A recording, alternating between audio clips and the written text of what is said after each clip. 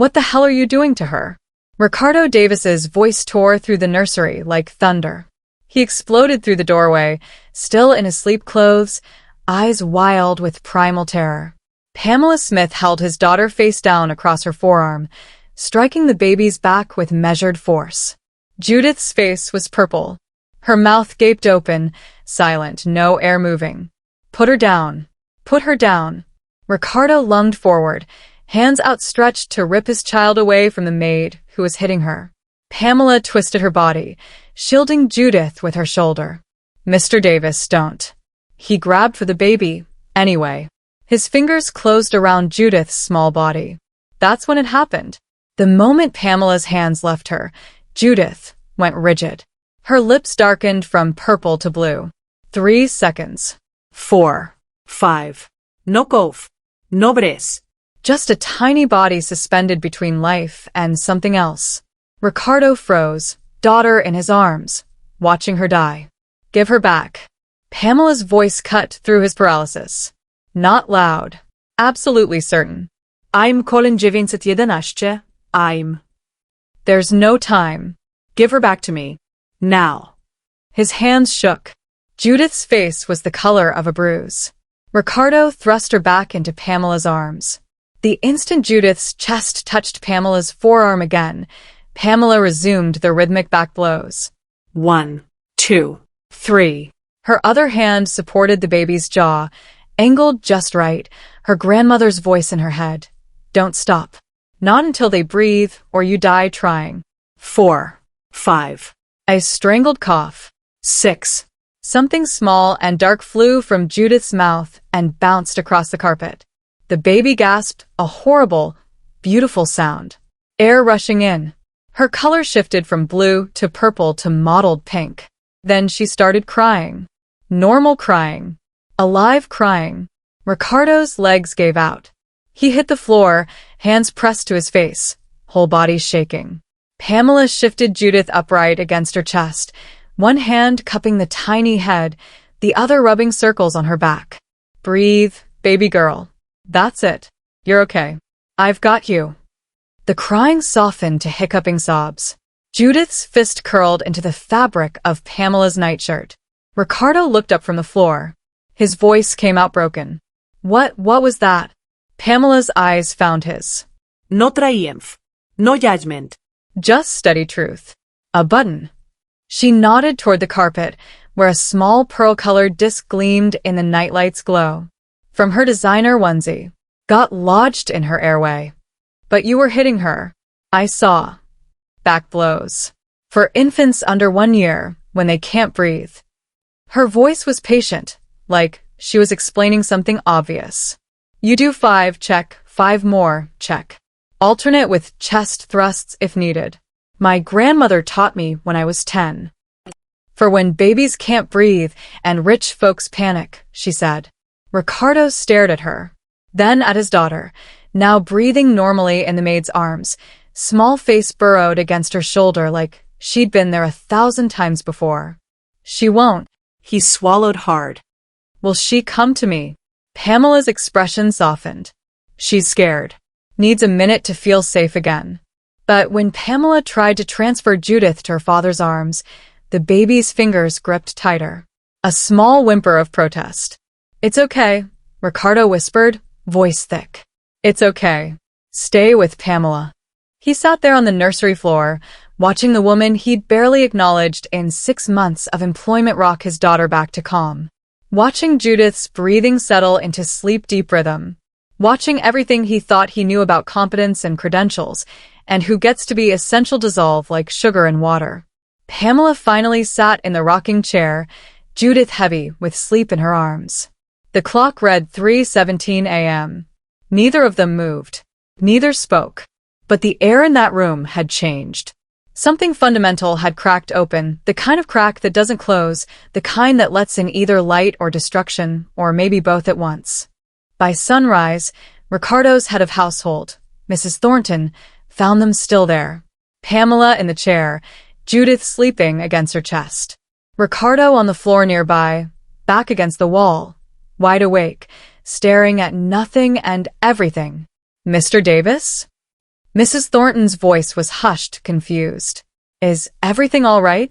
Ricardo's eyes moved to the pearl button still lying on the carpet, then to his sleeping daughter, then to Pamela Smith, 32 years old, no degree, no certifications, no references from people who mattered. The woman who'd just saved the only thing in his world he couldn't buy, build, or control. No, he said quietly. Everything is not all right. He stood slowly, never taking his eyes off Pamela. What's up, fam? Welcome back to the channel. Before the story begins, smash that like button and hit subscribe if you haven't already.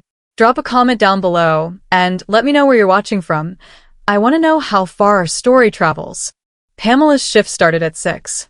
By 5:47 a.m., she was already in the kitchen, hands shaking as she measured coffee grounds. She'd slept maybe 40 minutes total. Every time she closed her eyes, she saw Judith's purple face, felt the terrifying weight of a not-breathing baby across her forearm. Ricardo found her there, still in yesterday's rumpled pajamas, hair uncombed. He looked like he'd been awake all night too. Pamela. She turned, schooling her expression into professional neutrality. Mr. Davis. Coffee will be ready in 3 minutes. I don't want coffee. He set an envelope on the counter between them. $10,000. For last night. She didn't touch it. Didn't even look at it. No. His eyebrows lifted. It's non-negotiable. You saved. I don't need a bonus for doing what's right. Her voice came out harder than she intended. I need you to check every piece of clothing in that nursery. Every toy. Every blanket. Every single thing that gets within 3 feet of your daughter. Ricardo's jaw tightened. The nanny service assured me everything was inspected. Then they lied or they didn't know what to look for. Pamela finally met his eyes. That button shouldn't have been there. Neither should half the other things in that room. By 9 o'clock, Ricardo had assembled the household staff in the main dining room.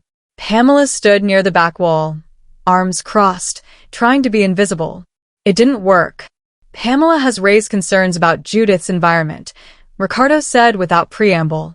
I want everyone's full cooperation in addressing them. Monica Westfield, the head nanny, sat at the table with her spine rigid and her credentials practically radiating off her tailored blazer. Newborn care specialist certification. Montessori training. References from families Pamela had only read about in magazines. With all due respect, Monica's voice dripped condescension. I've been doing this for 12 years. I think I know how to maintain a safe nursery. Then explain the button, Ricardo said. Designer clothing occasionally has. Explain the improperly installed baby gates. The formula left warming for hours. The recalled play mat still in use 3 weeks after the recall notice. Monica's face flushed. Every eye in the room turned to Pamela. I'm sorry, are we taking safety advice from the maid now? Monica's laugh was brittle. Someone with 0 certifications, 0 training, 0. She saved my daughter's life. Ricardo's voice could have cut glass. Where were you at 2:47 a.m., Monica? The silence was vicious. Pamela's mind flashed back to her grandmother's apartment, 18 years ago. The donated CPR dummy laid out on the threadbare carpet. Her grandmother, hands spotted with age and hard work, positioning Pamela's small fingers just right. Like this, baby. You count out loud so you don't lose track. And you don't stop. Not ever. Not until they breathe or someone trained takes over. People like us, we don't get to panic. We just do what needs doing. She'd practiced until her arms ached. Practiced until she could do it in her sleep, in the dark, with her eyes closed. Because her grandmother knew something the textbooks didn't teach. When you're poor, when you're invisible, when you're always one emergency away from losing everything, you learn to be the emergency. Pamela. Ricardo's voice pulled her back. What do we need to change? She pushed off the wall, every instinct screaming at her to stay quiet, stay small, stay employed. Everything, she said. Monica stood abruptly, chair scraping. This is absurd. I have credentials from. Sit down. Ricardo didn't raise his voice. Didn't need to. Monica sat. The meeting lasted another hour. Pamela cataloged every hazard she'd found. With each item, Monica's face grew tighter, her defenses more desperate. The other staff members, the housekeeper, the chef, the estate manager, watched the power dynamic shift in real time. When everyone finally filed out, Pamela moved to follow. Not you. She turned back. Ricardo stood by the window, backlit by morning sun, looking older than his 38 years. I need you to stay after your shift today, he said. I need you to teach me what you know. Everything. Pamela's throat tightened. She'd heard this before. The sudden elevation. The desperate gratitude. It always ended the same way, with her packing her bags when the crisis passed and normal life resumed. When essential became uncomfortable reminder. But Judith's face flashed in her mind. Purple, then blue, then blessedly pink. All right, she said. But, Mr. Davis? Once you learn this, you can't unknow it. You'll see danger everywhere. In everything. It'll change how you look at your whole world. Ricardo's expression didn't waver. Good. It should. The nursery looked different in daylight. Pamela pointed at the decorative mobile hanging over the crib, delicate glass butterflies catching the morning sun. That's beautiful, Ricardo said. That's a projectile. Pamela reached up, tugged gently. The wire was secured with a single hook. One good shake, and you've got broken glass raining down on her head. She moved to the window, trailing pot hose in a ceramic planter on the sill. Toxic if ingested. And that pot's heavy enough to crush a skull if it falls. Ricardo pulled out his phone, started making notes. The charging cable for the sound machine. Pamela crouched by the outlet. Strangulation hazard. The humidifier cord too. Everything needs to be secured or removed. The door opened. Monica stood there in crisp linen, her smile tight. I see we're conducting surprise inspections now. Not surprise, Ricardo said without looking up from his phone. Overdue. Monica's smile didn't reach her eyes. Mr. Davis, I'm certified in early childhood development, Montessori methodology, and pediatric nutrition. I've worked with families who, but not in what actually kills kids. Pamela's voice was quiet, devastating. Monica's face went rigid. Excuse me? Certifications are lovely. Pamela straightened, met her gaze. But they don't teach you that decorative buttons are choking hazards. That crib bumpers suffocate infants. That sleep positioners cause more deaths than they prevent. They teach you enrichment activities and developmental milestones, not survival.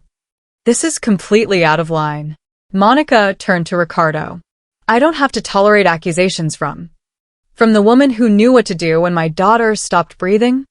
Ricardo's voice was ice. Yes, you do. Pamela, continue. By noon, Pamela had filled 3 pages with hazards. Monica had excused herself 40 minutes in, spine rigid with fury. In the hallway outside, Pamela heard the whispers. The chef, the housekeeper, Mrs. Thornton. Who does she think she is? Going to get herself fired, talking to Mr. Davis like that. Acting like she runs the place now. That evening, Ricardo brought a CPR practice doll to Pamela's quarters.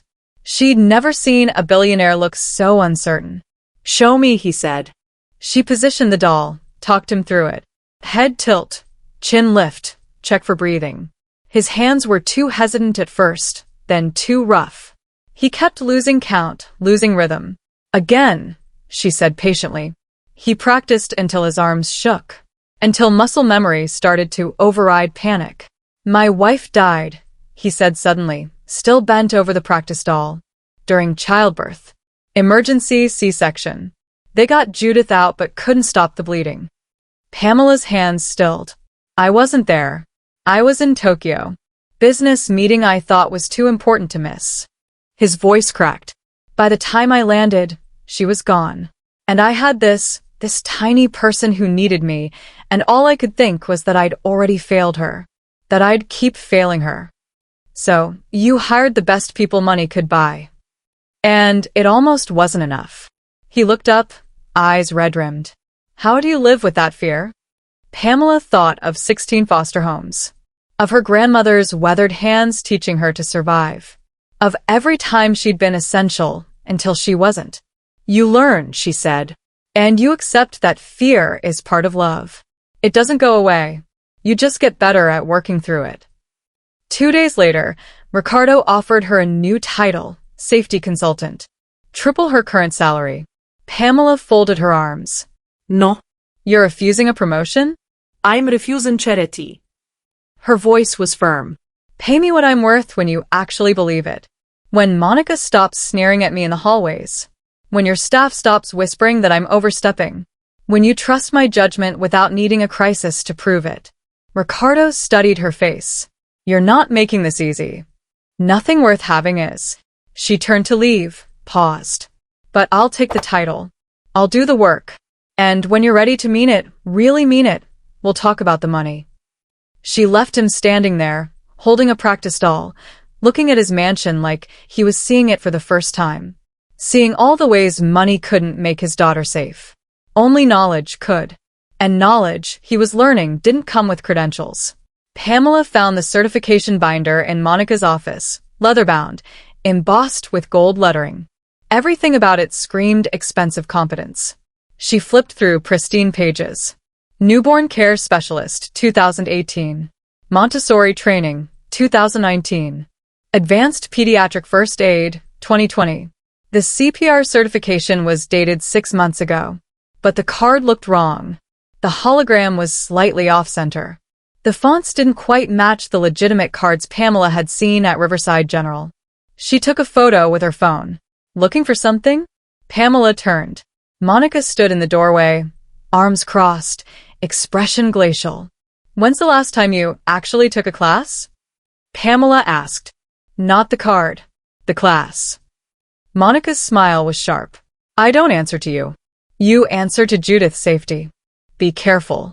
Monica stepped closer, voice dropping. People like you are replaceable. People like me? We have connections. References. Lawyers. Her eyes glittered. I could have you out of this house by sunset. Don't forget which one of us belongs here.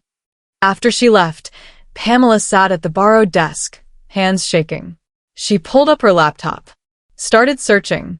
Monica Westfield, Beverly Hills Nanny Agency. 5-star rating. Glowing testimonials. But when Pamela clicked through to the agency's certification verification portal, she needed a client code. She tried Ricardo's account number from the contract paperwork she'd filed last week.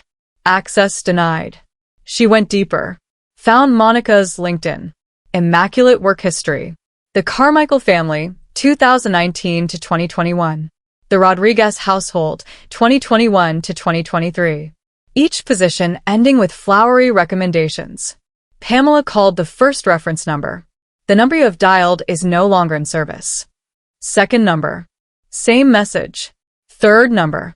A pizza place in Pasadena.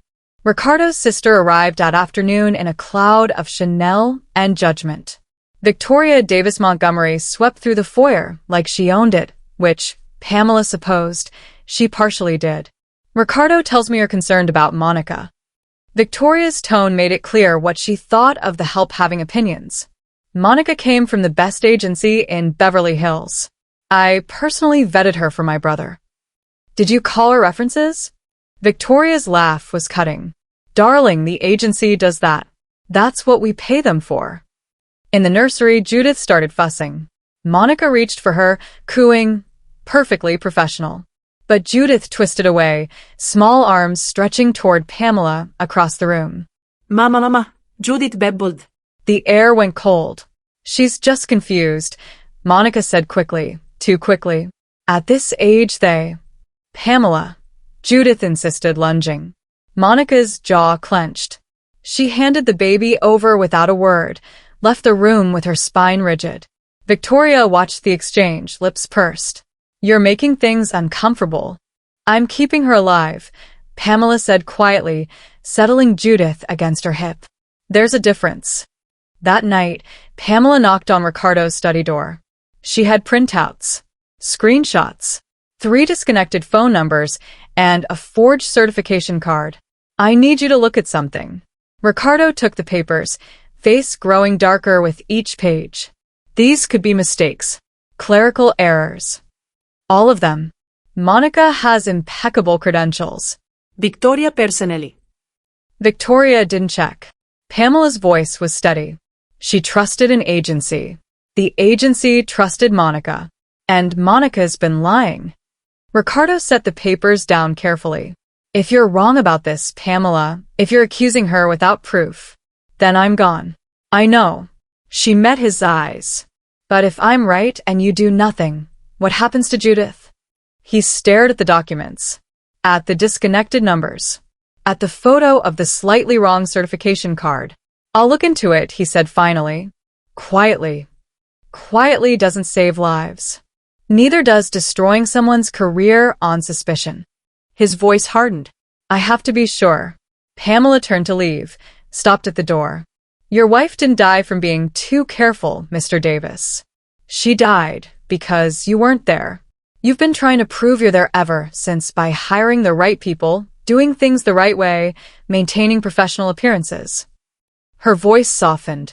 But sometimes the right way is the dangerous way. And appearances don't breathe life back into a choking baby. She left him there, surrounded by damning evidence he was too afraid to believe.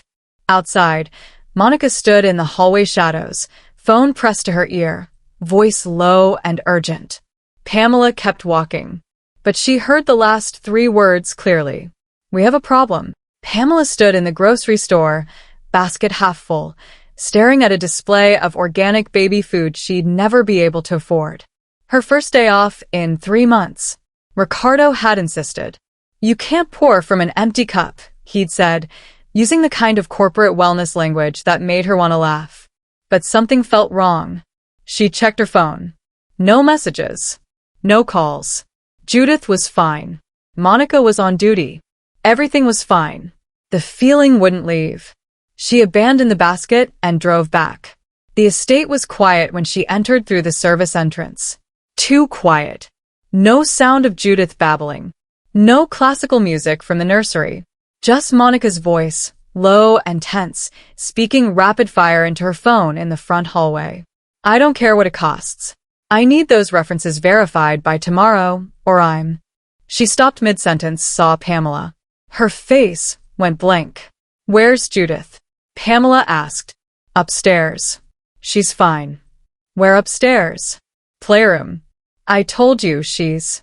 Pamela was already moving, taking the stairs 2 at a time. The playroom door was open. Empty. She spun, checked the nursery. Empty. Then she heard it. A small, exploratory sound. Bah! The landing. Judith sat at the top of the main staircase, the one with marble steps that dropped 15 feet to the foyer below. The safety gate hung open, not even pressure-mounted anymore. Someone had removed the bottom bracket entirely. The baby rocked forward, delighted by the echo of the open space below. Pamela's heart stopped. She moved on pure instinct, covering the distance in 3 strides, scooping Judith up just as the baby's weight shifted forward. For one terrible second, Pamela felt the momentum pulling them both over the edge. Then her foot caught, her back hit the wall, and Judith was safe against her chest. Baba! Judith chirped, completely unaware. Monica appeared at the bottom of the stairs, phone still in her hand. Oh, thank God. I was only gone for a second. She was in the playroom and then... The gate was open. Pamela's voice shook. Completely open. Removed. That's impossible. I would never. Where were you? I told you. I stepped away for 1 second to take a... Where were you? Monica's face flushed. I don't answer to you. You're not her mother. You're not even her nanny. You're the maid who got lucky once and now thinks. I think you almost killed her. Pamela descended the stairs slowly, Judith gripping her shirt. Again. I think you're so focused on covering up whatever you're hiding that you're not actually watching the child you're paid to protect. How dare you? Monica's voice rose. I have done nothing but provide excellent care while you poison Mr. Davis against me with your paranoid accusations. What's going on? Ricardo stood in the doorway to his study. He'd been in a video conference. Pamela could see the laptop still open behind him, faces frozen on screen. Monica's expression transformed.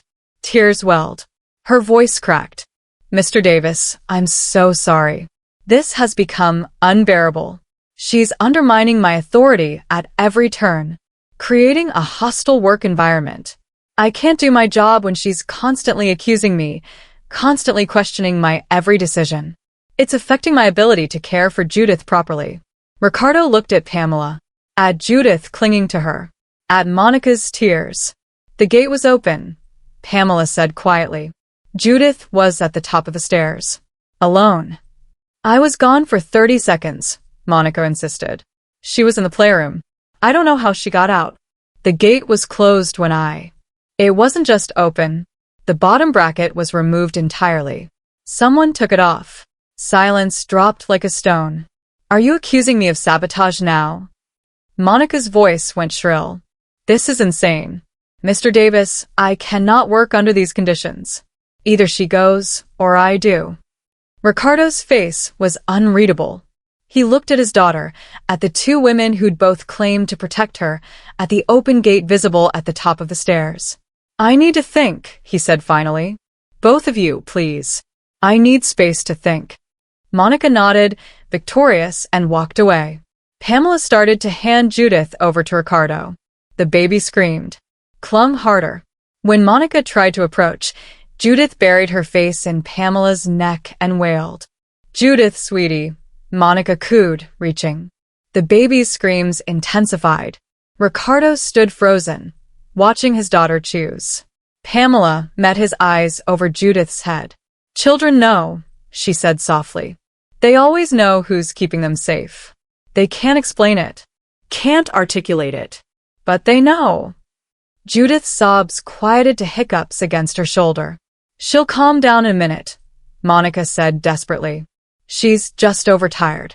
It's nearly nap time, But Judith had already gone still, breathing evening out, thumb finding her mouth, safe in the arms that had saved her twice now. Ricardo watched them. Then he looked at the gate, at the missing bracket, at the marble stairs. Monica, he said. My office. Now. The letter arrived by courier at 6 a.m. the next morning. Beverly Hills Elite Care Agency, embossed letterhead, threatening legal language. Monica Westfield had filed a formal complaint. Hostile work environment. Targeted harassment. Unsafe confrontational atmosphere created by unqualified household staff. The agency's position was clear. Terminate the complaint or lose all staffing contracts. Monica had been with them for 6 years. Impeccable record. Multiple satisfied clients. They would not tolerate baseless accusations. Ricardo's legal team assembled by noon. 4 attorneys in $1,000 suits, all saying the same thing. Keep Monica. Settle quietly if needed. A wrongful termination suit would cost millions. The optics of firing a credentialed professional while promoting a maid with no qualifications would destroy him in family court circles. What family court? Ricardo asked.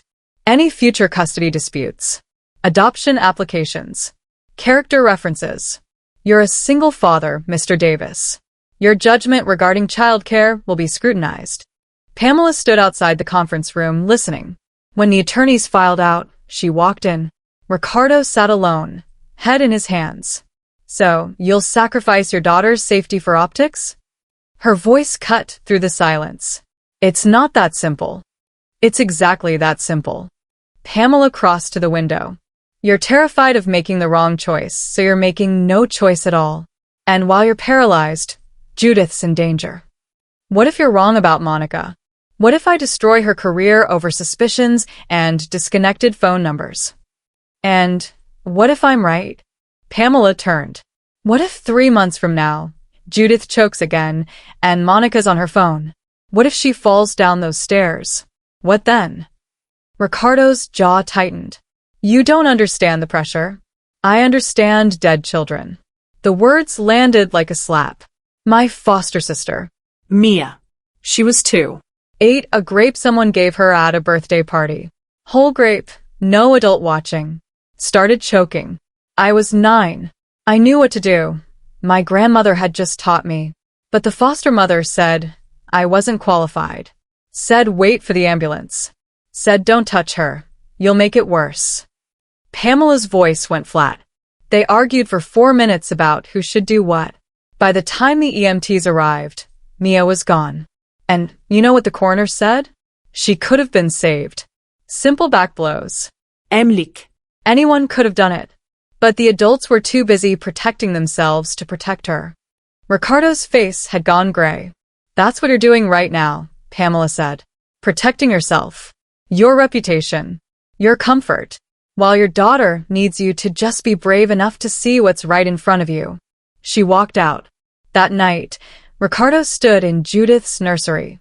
The baby slept peacefully, monitored by every piece of technology money could buy. Video feeds, breathing sensors, temperature controls, everything except what mattered. He thought about the button, the stairs, the pattern emerging if he was honest enough to see it.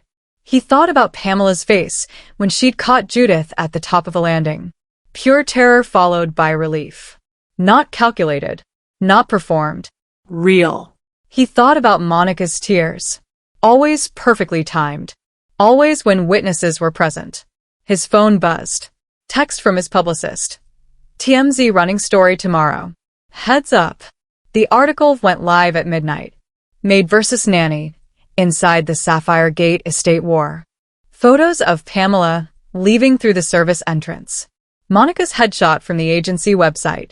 Speculation about a billionaire caught between his help. Ricardo read it twice. Then he made 3 phone calls. First to his legal team. Prepare termination paperwork for Monica Westfield. I'll handle the liability. Second to the agency. We're done. Pull your contracts. I'll find my own staff. Third to Pamela's extension. It rang 4 times. Hello. Her voice was thick with sleep. Monica's fired, he said. I don't care what it costs. You were right. I should have listened the first time. Silence. Thank you, she said finally. Don't thank me. I'm 3 weeks late. He exhaled. Can you recommend a background check service that actually works? Yeah. He heard rustling. Give me 10 minutes. I'll send you a list. Pamela. Yes. I'm sorry. About Mia. About not believing you sooner. About all of it. Save the apologies, she said. Just keep Judith safe. She hung up. But for the first time in weeks, Ricardo felt like he was finally doing exactly that. The cease and desist arrived 48 hours after Monica's termination. 12 pages of legal threats. Defamation. Wrongful termination. Intentional infliction of emotional distress. Monica's attorney was demanding $2 million in damages plus a public apology. Ricardo handed it to his private investigator. Find everything. It took 3 days. Monica Westfield was a ghost. Not her real name. She'd worked as Monica Chern in San Francisco, Michelle Westbrook in Seattle, Maria West in Phoenix. Always the same pattern. Impeccable forged credentials, glowing fake references, high-profile families. And always the same ending. Sudden departure after a child's near miss, followed by a generous settlement and an NDA. The Rodriguez family in Los Angeles. Their infant son had fallen from a changing table. Monica left unattended. Fractured skull. Settlement. $500,000. Silence purchased. The Carmichael family in San Diego. Their toddler daughter ingested cleaning solution. Monica had left accessible. Hospitalized for 3 days. Settlement. $750,000. NDAs signed. 2 families. 2 children who nearly died. 2 piles of money to make it go away quietly. Ricardo stared at the investigator's report until the words blurred. Then TMZ released their follow-up. Billionaire's judgment questioned. Fires certified nanny. Promotes maid with criminal past. They'd found everything. Pamela's juvie record, unsealed by some tabloid magic. Arrests at 14, 15, 16. Shoplifting food from convenience stores. Trespassing when she slept in condemned buildings. Survival crimes from a homeless teenager that looked damning in print. No high school diploma. GED obtained at 19. Work history spotty. No college. No training. No credentials at all. The photos they ran showed Pamela leaving work in her uniform, head down, looking exactly like what she was. Working class, invisible, unqualified. Ricardo's board convened an emergency meeting. This is a disaster for Davis AI Solutions, his CFO said. Our family-friendly image, our reliability reputation, it all looks compromised when our CEO can't even vet his household staff properly. She saved my daughter's life. That's not the narrative, Ricardo. The narrative is you fired a credentialed professional and replaced her with a criminal. Pamela was never convicted. Those were juvenile. Doesn't matter. His PR director shook her head. The optics are killing us. Stock dropped 2 points this morning. 3 major investors called. You need to fix this. That evening, Ricardo found Pamela in her quarters. Her duffel bag sat on the bed, half-packed. What are you doing? What I should have done 3 weeks ago. She folded a shirt with practiced efficiency. Leaving before you have to fire me to save your reputation. I'm not firing you. You should. She didn't look at him. The board's right. This looks terrible. Your company's bleeding value because of me. Your investors think you're reckless. And Monica's going to sue you into oblivion because I pushed you to fire her. The investigator found. I don't care what he found. Pamela's voice cracked. It doesn't change the math. I'm not worth the damage I'm causing you. Judith disagrees. Judith's 15 months old. She'll bond with whoever keeps her safe. Pamela zipped the bag. You'll find someone. Someone with the right credentials, who also actually cares. I hope.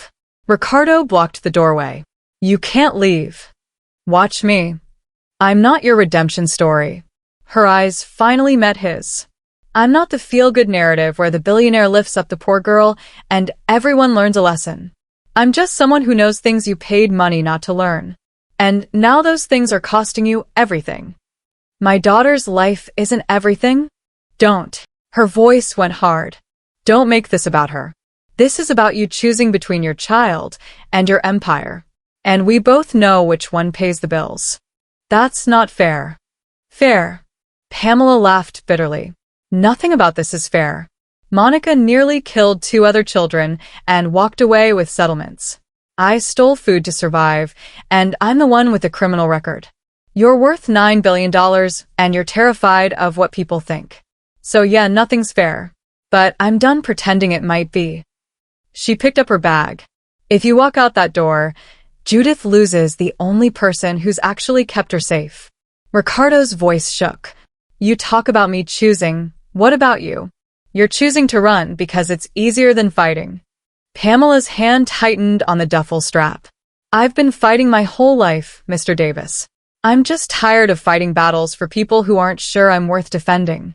She pushed past him into the hallway.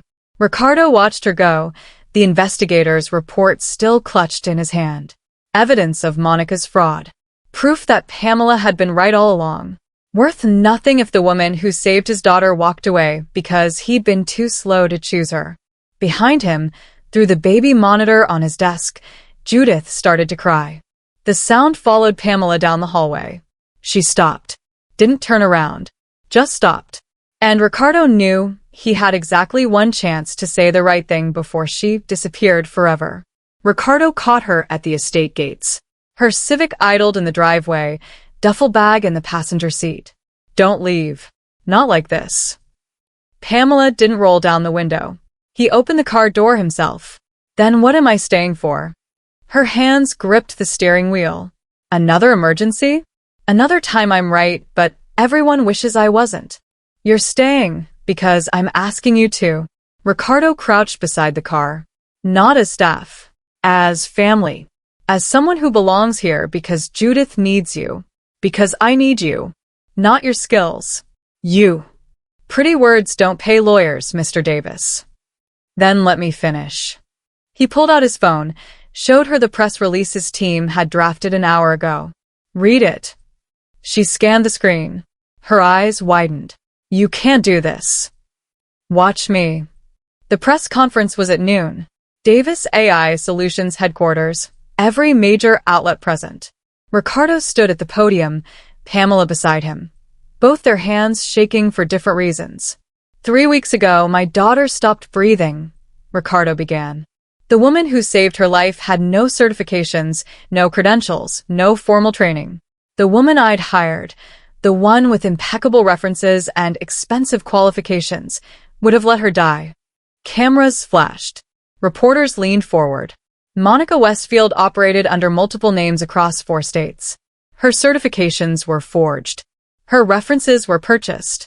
And she left a trail of near-dead children whose families were paid to stay silent. He paused. I have provided evidence to the district attorney.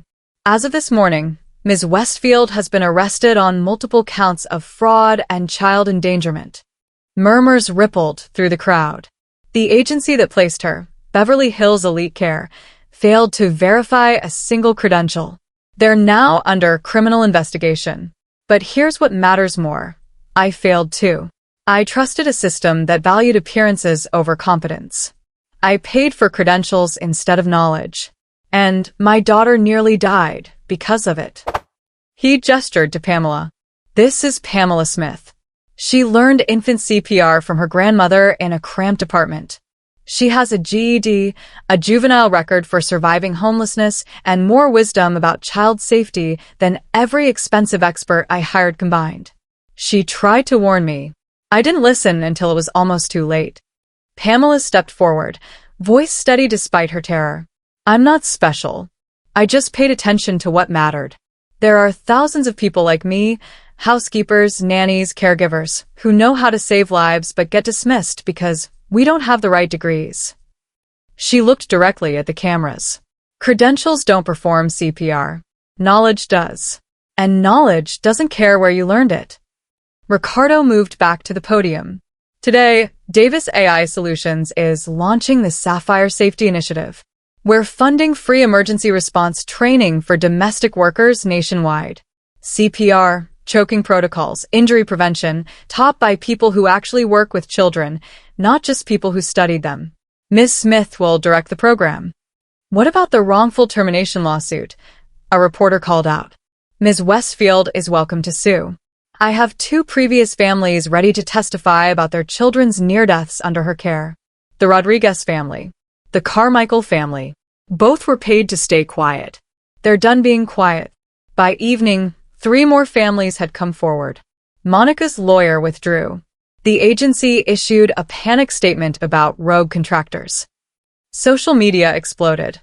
Hashtag the maid who saved. Hashtag credentials don't save lives. Pamela's phone wouldn't stop ringing. Interview requests. Speaking invitations. Marriage proposals from strangers. She turned it off. Ricardo found her in Judith's nursery, the baby asleep in her arms. Public opinion has shifted, he said quietly. You're the maid who changed everything now. I'm still just Pamela. She looked down at Judith. She's still just a baby who needs someone to keep her safe. About what I said. At the gates. About family. Ricardo's voice roughened. I meant it. Pamela finally met his eyes. Then prove it. Not with press conferences or initiatives or job titles. Prove it by doing the work. By learning. By never being too proud to admit what you don't know. Deal. He hesitated. Stay. She looked at Judith. At the nursery she'd made safe. At the man who'd finally chosen right over easy. Yeah, she said. I'll stay. 3 months later, Pamela stood in front of 43 women in a community center in East Los Angeles. Housekeepers, nannies, caregivers. Most spoke Spanish as their first language. Most had worked for wealthy families for years. None had been offered CPR training by their employers. You don't need letters after your name to save a life, Pamela said, demonstrating chest compressions on the practice dummy. You just need to show up. To pay attention. To be brave enough to act when everyone else freezes. A woman in the 3rd row raised her hand. What if the parents get angry? Say we're overstepping. Pamela met her eyes. Then you find new parents to work for. Because the ones who get angry when you save their child? They're telling you who they are. At the back of the room, Ricardo watched. He'd shown up unannounced, wearing jeans and a baseball cap, trying to be invisible. It didn't quite work. Pamela had clocked him within 30 seconds, but she let him stay. He watched her teach. Not lecturing, demonstrating. Not above them, with them. She showed them how to clear an airway, how to recognize when a child was choking versus coughing, how to trust their instincts when something felt wrong. Your knowledge matters, she told them. Even if no one's told you that before. Especially if no one's told you that before. After, a grandmother approached Pamela, eyes wet. My grandson choked last month. I did the back blows, like you teach. He lived. The parents didn't believe me at first. They thought I'd hurt him. But he lived. Pamela held her hands. You saved him. Don't let anyone take that from you. The program exploded. Partnerships with community centers in 12 cities. Hospital sponsorships. School districts requesting training. Pamela's calendar filled months in advance. Good Morning America called. She sat in the studio, wearing clothes she'd bought with her first real paycheck as Director of Safety Education, and spoke to millions. Survival isn't a credential, she said when the host asked about her background. It's a qualification. I survived 16 foster placements. I survived homelessness. I survived being told I didn't matter. Those aren't failures. They're doctorates in resilience. And if you learn nothing else from me, learn this. The people society overlooks are often the people who know the most about keeping each other alive. The clip went viral. 3 million views in 6 hours. But Pamela's favorite moment came later that night. She sat in Judith's nursery, newly renovated, every hazard eliminated, every protocol documented. Ricardo sat beside her. The baby slept peacefully, breathing steady and strong. I'm so sorry, Ricardo said quietly, for how I saw you, how I didn't see you. You see me now. Pamela didn't look at him, kept her eyes on Judith. That's what matters. No, it's not enough. He turned to face her. You changed my entire life. Not just saved it. Changed it. The way I think. The way I see people. The way I understand what actually matters. I didn't do it for you. I know. That's why it worked. He smiled slightly. You did it for her. For yourself. For everyone who's been dismissed. I just got lucky enough to be in the room when you refused to be dismissed anymore. Pamela finally looked at him. Really looked. Saw the man who'd panicked at 2:47 a.m. and grabbed his daughter from her arms. Saw how far he'd traveled from that moment. You're doing the work, she said. That's more than most people manage. I want to do more than the work. Ricardo's voice dropped. I want this. Us. However that looks. If you want it to. Pamela's breath caught. Ricardo. I'm not asking because I'm grateful. I'm asking because when I think about who I want beside me, not just for emergencies but for everything, it's you. It's been you since you looked up at me with my daughter in your arms and said, saving her life. What does it look like? Judith stirred in her crib, resettled with a soft sigh. I've been essential before, Pamela said carefully. Essential isn't the same as chosen. Essential means you need me until the crisis passes. Chosen means you want me when everything's fine. Then let me be clear. Ricardo's hand found hers. I'm choosing you. Crisis or calm. Cameras or quiet. Headlines or just this. Whatever comes. Pamela looked down at their intertwined fingers. His hands soft from boardrooms. Hers scarred from survival. I need time, she said. To make sure you mean it. To make sure I'm not just the woman who saved your daughter, but someone you actually see. Take all the time you need. He squeezed her hand. I'm not going anywhere. From the crib, Judith made a small sound. They both turned, instinctively checking. But she was just dreaming, safe in the room where everything had changed. Where a maid became a director. Where credentials gave way to competence. Where a billionaire learned that the most valuable things can't be bought. Only earned.